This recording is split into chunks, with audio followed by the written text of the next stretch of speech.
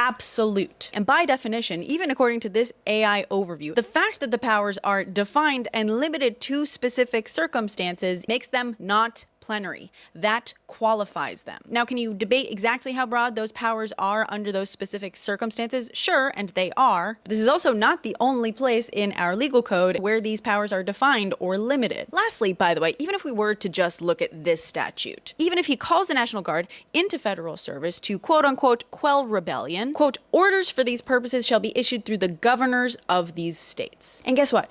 Governors, while they have to follow federal law, cannot be compelled to follow a presidential order, because we have something called the anti-commandeering doctrine. It's part of that little states' rights thing. Basically, the principle is that the federal government cannot take over or commandeer a state government to use it as part of the federal government.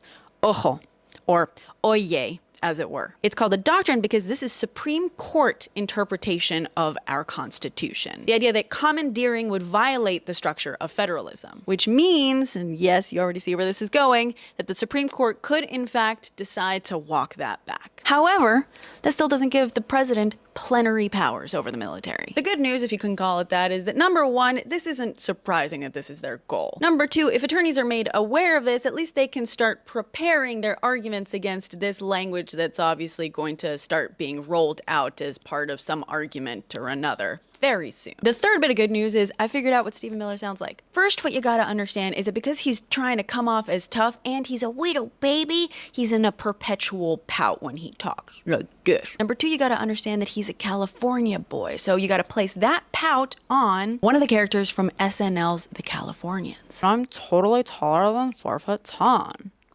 Oh, and the last bit of good news is I'm fairly certain he had to go change his pants after that interview.